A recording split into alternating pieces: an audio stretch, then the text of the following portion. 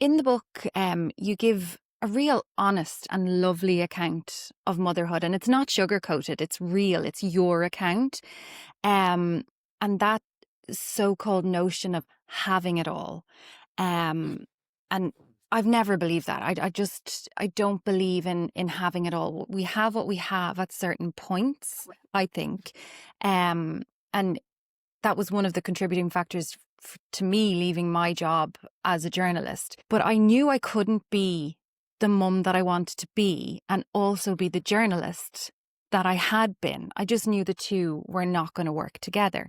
And so I made that decision to be at home with Tig, and I don't regret it for a second.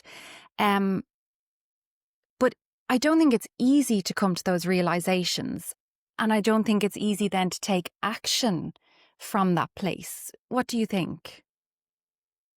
It's a great question, and it's one obviously that I am, it's really dear to my heart, and that's why I have spoken about it in the book, because I see the tug of war and the Yeah. internal strain and guilt that so many parents, but women in particularly, I think we've nearly been, a little bit of a disservice to ourselves as women. We've been now saying we can do it all, and here's the great Yeah. career, and here's the role as a mother, and but because we've now given ourselves so much opportunity, we're also depleting ourselves in every angle, and also failing ourselves because now we feel like we're not doing anything right sometimes. And if you're kind of half here Yeah. and half there, sometimes, well, I know that's how I felt, that I was kind of, and I still do at times, feel like, Mm. I'm kind of half in, half out, half there with, this is how I Yeah. felt in my pharmacy role as well when I was working as a pharmacist, and then I was doing my integrative stuff on the side. It got to the point where I was like, I can't do both anymore because I'm giving myself to both directions, and now I feel like nothing Yeah. has been done correctly. Yeah.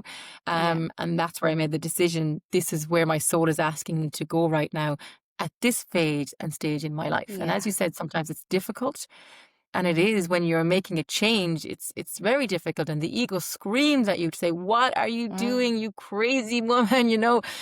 Stay in the safety, stay in the safe, secure job, stay in the, don't leave," because the ego is frightened um it's trying to protect you, really, but long term it's not really protecting you, because it's keeping you locked and blocked and stuck somewhere that's not actually not Yeah. what the soul wants. And again, as I mentioned earlier, the soul is trying to speak to you and scream to you, and it will speak to you in those little nudges, like the guilt, or Yeah. those inner intuitive feelings when you're kind of saying, "Oh, this doesn't feel right." Mm-hmm. And sometimes we just say, we normalize it, and that's what's Yeah. happened in our modern world. Is now that's feeling has become normal. Sure, everyone's doing it. It's grand. Sure, Everyone. that's Yeah. just the way it is now. Get on with it. Yeah. But deep and down, your heart saying that doesn't feel right. So why am I not listening to that?